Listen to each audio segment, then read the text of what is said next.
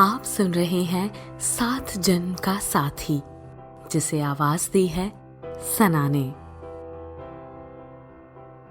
अरे ज्योति, तू?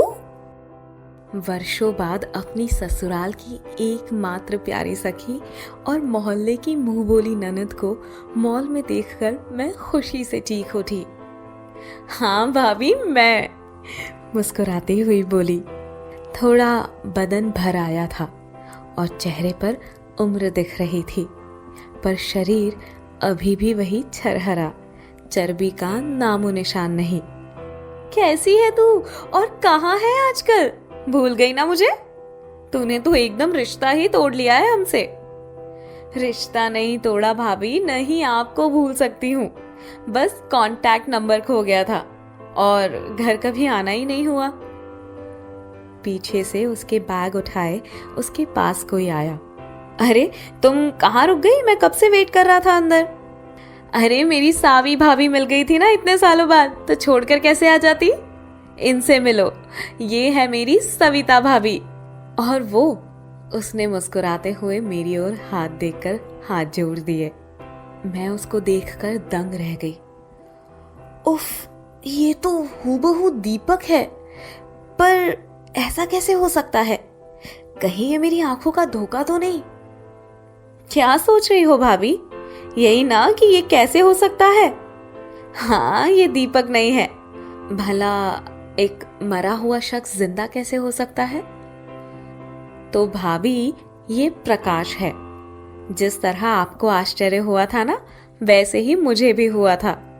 मैं शाम को मिलूंगी आपसे और बहुत सी बातें करूंगी। अभी चलती हूँ, घर पर मम्मी अकेली है।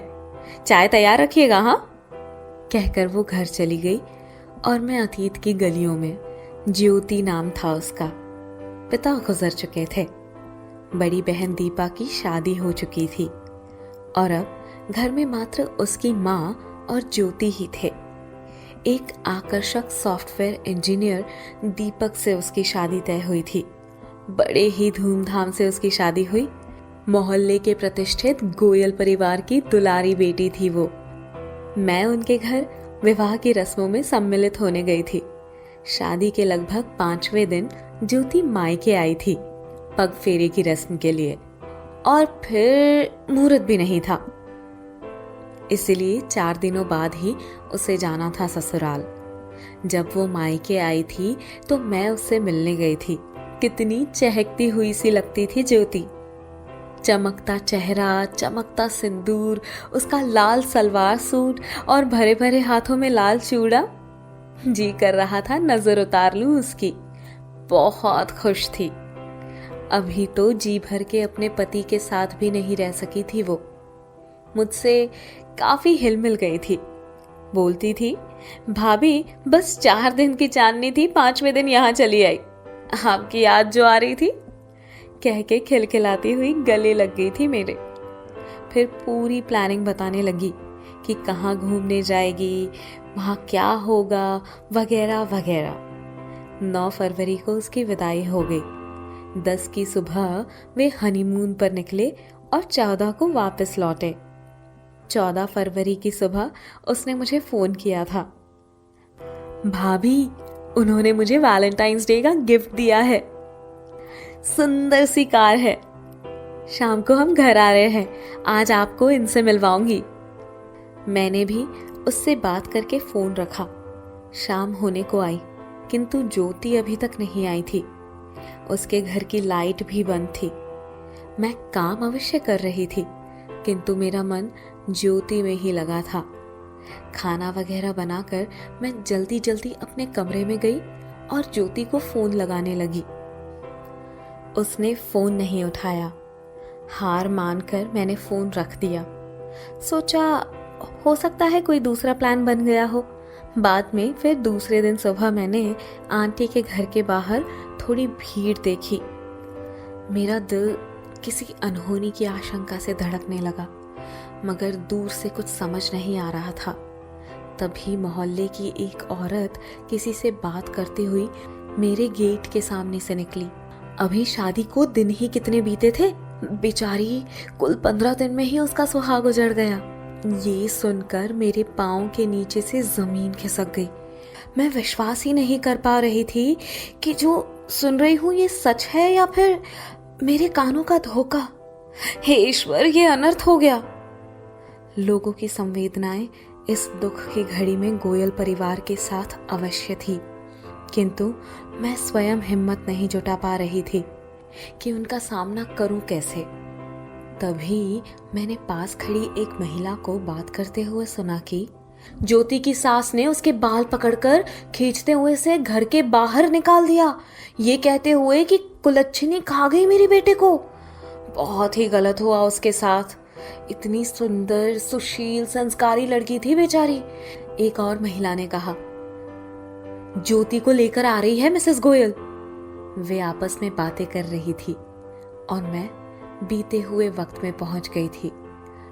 उस चेहरे को याद कर रही थी कि उस दिन वो कह रही थी कि भाभी बस 4 दिन की चांदनी थी। अनजाने में क्या कह गई थी वो। भारी मन से मैं घर वापस आ गई थी। सब कुछ छोड़कर लेट गई और सोचने लगी, कितनी चुलबुली थी ज्योति। मेरी हर नई साड़ी कैसे पहनती थी और कहती थी कि भाभी बस शादी हो जाने दो, फिर देखना मेरा फैशन। और ईश्वर ने ये क्या कर दिया उसके साथ। अभी तो उसके सजने संवरने के दिन थे। तभी मेरी सास ने आकर कहा कि बहू देख, ज्योति आ गई है, हमें मिलना चाहिए उससे, चल। मैंने कहा, आई माँ जी, और गोयल आंटी के घर की तरफ बढ़ गई। मुझे लग रहा था कि मैं उस अभागी का सामना कैसे करूंगी, क्या कहकर छोड़ूंगी उसे, क्या दिलासा दिया जाएगा, उसके ये ताजे जख्म कैसे भर सकेंगे। उफ, मेरी तो हिम्मत ही नहीं पड़ रही थी। अंदर से रोने की आवाजें आ रही थी कि दरवाजे के भीतर प्रवेश करने पर मैंने देखा ज्योति ने नारंगी बंधेज की मारवाड़ी साड़ी पहनी थी। भरे भरे हाथों में अभी मेहंदी पूरी तरह से छूटी भी नहीं थी। हाथों में लाल चूड़ा और पाँव में महावर। मेहंदी और महावर ने पाँव में चढ़ी पीत आभा अभी तक त्यागी नहीं थी। उसके खुले हुए बाल उलझे और रूखे से हो उठे थे। मांग में अभी भी पीला सिंदूर चमक रहा था। वो जैसी थी वैसी ही चली आई थी और उसकी आंखों में चीर विरहन का उजड़ा हुआ रूप था। उफ, मार्मिक दृश्य, असहनीय। मैं चुपचाप कमरे के एक कोने में बैठ गई थी। मिसेस गोयल दहाड़े मारकर रो रही थी कि हमारी बेटी का तो जीवन ही बर्बाद हो गया।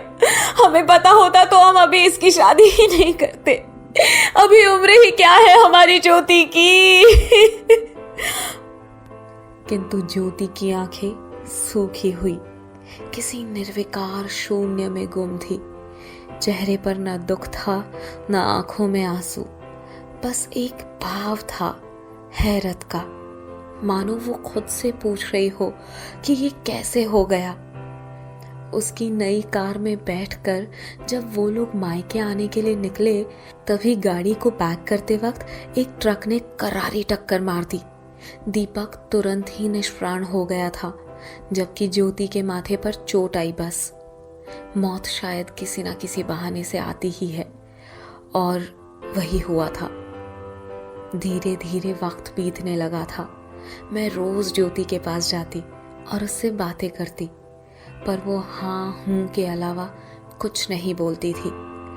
उसने खुद को कठोर बना लिया था और 23 वर्ष की आयु में ही वैधव्य के दंश को झेलने हेतु तत्पर थी।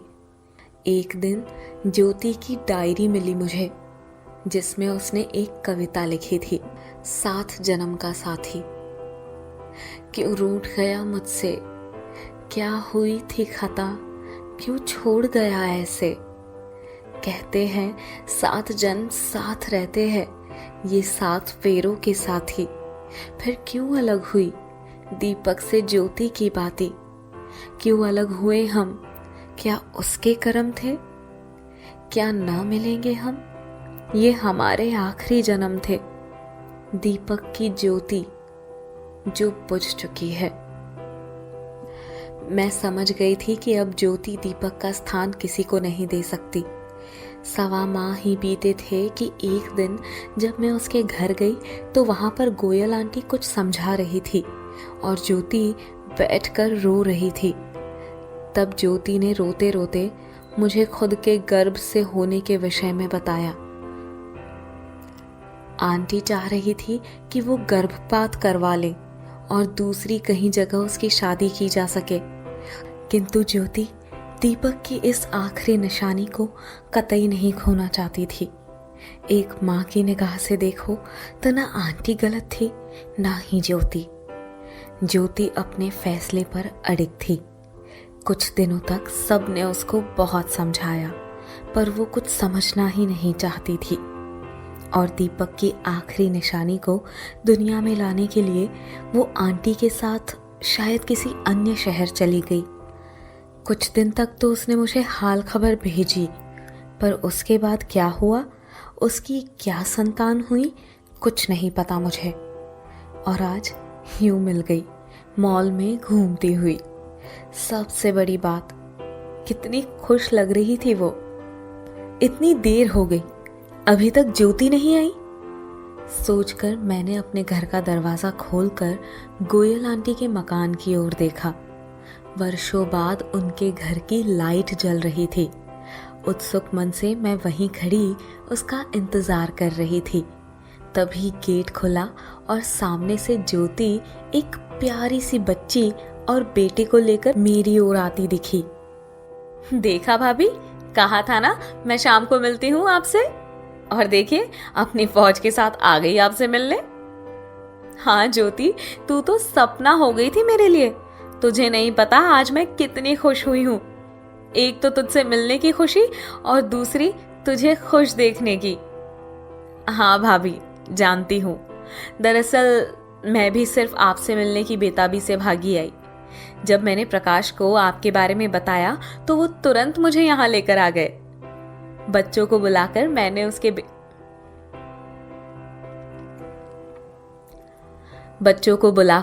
मैंने उसके बेटे के साथ खेलने में लगा दिया और ज्योति को चाय पानी देकर अधीरता से उसका हाथ हाथों में लिया और बोली, अब बता कैसी है तू? मैं ठीक हूं भाभी। जब यहाँ से गई तो कोई सहारा नहीं था पापा की पेंशन के अलावा, पर वो भी तब तक जब तक मम्मी के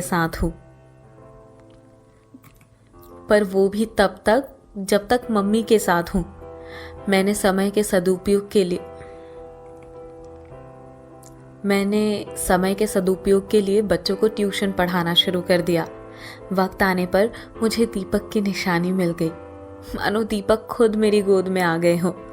वैसी ही मुस्कान, वैसी ही हरी आंखें। मैंने भविष्य की सोच नर्सिंग की ट्रेनिंग की। देखते देखते 3 साल बीत गए। मैंने एक हॉस्पिटल भी ज्वाइन कर लिया। बस इसी तरह जिंदगी चल रही थी। बहुत अच्छा, मैं बहुत खुश हूं तेरे लिए। पर प्रकाश, वो कैसे मिला तुझे? वो तो एकदम दीपक जी जैसे हैं। उनके बारे में बताना कुछ।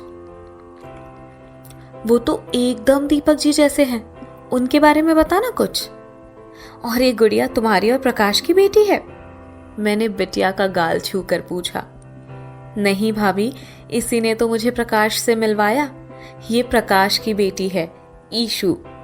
जिस हॉस्पिटल में मैं जॉब करती थी वहीं ये पैदा हुई थी। बच्ची के जन्म के तुरंत बाद उसकी माँ की ओवर ब्लीडिंग के कारण मौत हो गई। उस रात मेरी ही ड्यूटी थी। जब बच्ची बहुत रो रही थी तब मैंने ही उसको संभाल रखा था। बच्ची की हालत नाजुक थी, इसलिए ये हॉस्पिटल में एडमिट कर ली गई थी। उसकी माँ का शव लेने जब इसकी फैमिली आई तो पिता के स्थान पर हस्ताक्षर करते हुए शख्स को देख मुझे चक्कर आने लगे। मुझे अपनी आंखों पर विश्वास नहीं हुआ। उफ, वही चेहरा, वही कदकाठी, वैसा ही रंग, वैसे ही बाल। बस फर्क था तो आंखों का। प्रकाश की आंखें दीपक की आंखों सी हरी नहीं थी, काली थी। मैंने किसी तरह खुद को संयत किया और ये बात किसी को जाहिर नहीं की। मैं उनसे बात करने में कतराती थी, पर उनकी बेटी अब साल भर की होने को आई थी, पर वो अक्सर बीमार रहती और वो उसको लेकर हॉस्पिटल आते। एक दिन मैं ड्यूटी पर नहीं थी और ईशु किसी के हाथ से इंजेक्शन नहीं लगवाती थी, तो हार कर प्रकाश इसको लेकर मेरे क्वार्टर पर आए। चिराग ने दरवाजा खोलते ही कहा, अरे मम्मी देखो पापा आ गए। और प्रकाश से लिपटकर रोने लगा। मैं बुरी तरह डर गई कि अब क्या होगा। मुझे प्रकाश को सब कुछ बताना पड़ा। मम्मी ने भी दीपक की तस्वीर उसको दिखाई। प्रकाश सब समझ गए, मेरा उनसे इस तरह कतराना भी। तभी ईशु इंजेक्शन लगते ही नींद से जागी और मुझे देखते ही मेरी गोद में आने को मचलने लगी। मैंने ईशु को चिपका रखा था और चिराग रोते रोते प्रकाश की बाहों में सो गया था। मम्मी, चिराग और ईशु दोनों की हालत देखकर अंदर चली गई। समय बीतता गया। आज तक उनकी बेटी को ये नहीं पता कि मैं उसकी माँ नहीं हूँ और ये मेरा बेटा है चिराग। मेरा चिराग, जिसे जलते रहने देने के लिए मैंने अपनी जिंदगी को अंधेरों में कैद करना चाहा था। उसकी खातिर ही प्रकाश के उस चेहरे को मुझे रोज देखना पड़ता है, जो मेरा दीपक नहीं है, बस उसकी आकृति है। पर प्रकाश के आने के बाद मेरी जिंदगी में उजाले आ गए हैं। एक जीने की वजह है। हालांकि हमने शादी नहीं की है, हम बच्चों की खुशी के लिए दोस्त बनकर साथ रहते हैं। मेरे बेटे को उसका नाम और पिता का साया मिल गया है और ईशु को माँ की ममता की छांव। बस इतनी सी कहानी है। अरे ये क्या, आप तो रो रही हैं। ज्योति ने मुझे देखकर कहा। ज्योति की बातें सुनती हुई मैं भावुक हो उठी थी। एक शब्द भी नहीं बोल सकी। बहुत अच्छा किया तुम दोनों ने, सिर्फ इतना बोलकर मैंने अपने मनोभाव छिपा लिए। ज्योति ने अन्य बातें कर मुझसे विदा ली। अगले दिन वो वापस चली गई। उसके जाने के बाद भी मैं उसके ही विषय में सोचती रही। मन उधेड़-बुन में रहा। इस बार ज्योति को खत लिखना बेहद जरूरी था, जो मैंने लिख ही डाला पूरे अधिकार के साथ। मेरी प्यारी ज्योति, सदा खुश रहो। तुम्हारी जिंदगी में हमेशा खुशियां अपनी रौनक फैलाती रहे। तुम जैसी बहादुर लड़की मैंने आज तक नहीं देखी। पति के जाने के बाद भी तूने अपनी हिम्मत नहीं हारी। दीपक की आखिरी निशानी को दुनिया में लाकर तूने एक माँ और एक पत्नी का फर्ज अदा किया। अब बारी है एक बेटी का फर्ज अदा करने की। प्रकाश बहुत सुलझा हुआ लड़का है और मैंने उसकी काली आंखों में उन हरी आंखों सी चाहत देखी है। जाने तूने अब तक कैसे नहीं देखी। उसकी बेटी को सीने से लगा के रखने वाली स्त्री के लिए उसके मन में सिर्फ सम्मान तो नहीं हो सकता, कहीं ना कहीं प्रेम का अंकुर भी अवश्य फूट चुका है। वरना वो अब तक तुझ संग ये बेनाम रिश्ता क्यों हो रहा होता। किसी अच्छी सी लड़की को देखकर घर नहीं बसा लेता अपना। आंटी के मन को समझ, उन्हें भी अपनी बेटी के बसे हुए घर को देखने की चाहत होगी। मेरी बातों पर गौर करना। मैं जानती हूँ और मैंने तेरी वो डायरी भी पढ़ी थी जिसमें तूने दीपक के लिए 7 जन्म का साथी करके कोई कविता लिखी थी। जब दीपक तेरी जिंदगी को गुमनाम अंधेरों में छोड़कर चला गया, तब क्या प्रकाश ने तेरे अंधेरे रास्तों पर उम्मीदों की किरण नहीं दिखाई? तेरे सूनेपन में बारिश की फुहारों सी शीतलता नहीं दी? क्या जब चिराग उसको पापा कहता है तब तुझे खुशी नहीं मिलती? क्या वो इस जन्म में तेरा साथ देने के लिए ईश्वर द्वारा नहीं भेजा गया है? एक बार ठंडे दिमाग और शांत मन से सोच और फिर बता, क्या आजीवन यूं ही दोस्त बनकर रह सकोगे तुम दोनों? जिंदगी की गाड़ी को चलाने के लिए प्रेम की डोर का होना बहुत ज़रूरी है। तुम दोनों अपने बच्चों की खुशी के लिए नहीं, अपनी खुशी के विकल्प के रूप में भी एक दूसरे को ज़रूर देखना। एक बार जो अनहोनी हो गई उसको जीवन भर ढोती रहेगी तू। मैं चाहती तो तुझे फ़ोन करके या उस दिन ही तुझसे ये बातें कह सकती थी, पर लिखी हुई बातें सीधे दिल की गहराई में उतर जाती है, जैसे तेरी लिखी वो कविता मेरे दिल में उतर गई थी। और हाँ, एक बात और, मुझे कोई अधिकार तो नहीं, पर अगर तुझे मेरी बात थोड़ी भी सही लगे तो ईशु का नाम रोशनी रख देना और प्रकाश के बारे में ज़रूर सोचना। याद रखना, अनकही और बिना लिखी बातों को याद रखना आसान नहीं। तो जो जिंदगी तेरे हाथ की लकीरों में ईश्वर ने कभी लिखी ही नहीं थी, उनको संजोने की गलती मत कर। एक नई रोशनी भरी राह तेरा इंतजार कर रही है। 7 फेरों का साथी यदि बीच राह में छोड़कर चल दे, तो क्या दूसरा कोई व्यक्ति उन अंधेरी राहों में रोशनी नहीं बिखेर सकता? क्या वास्तव में वो सच्चा 7 जन्म का साथी नहीं कहलाएगा? तुम्हारे निर्णय की प्रतीक्षा में, तुम्हारी भाभी सावी। इसके कोई हफ्ते भर बाद उसका फोन आया। ज्योति ही थी। उसने कहा, भाभी 15 तारीख को रोशनी का दूसरा जन्मदिन है। आपकी बात मान ली है मैंने। हमें आपका आशीर्वाद चाहिए और आपको आना ही होगा। उसकी आवाज़ की खनक और अधिकार की लय बता रही थी कि उसने 7 जन्म के साथी का मर्म समझ लिया है। मन ही मन उसे ढेरों आशीर्वाद देती हुई मैं खुशी में बस इतना ही बोल पाई, हाँ हाँ क्यों नहीं, बस तू हमेशा खुश रह, मैं ज़रूर आऊँगी। आज ही तेरे भैया से बोलती हूँ कि मेरा टिकट करवा दे। दोस्तों, ये कहानी और ऐसी और भी कहानियों के लिए आपको सिर्फ प्ले स्टोर पर जाकर प्रतिलिपि FM टाइप करना है और आप इसको इंस्टॉल करके ढेर सारी कहानियाँ सुन सकते हैं और उसके बाद लॉगिन करके आराम से अपना समय एंजॉय कर सकते हैं। शुक्रिया।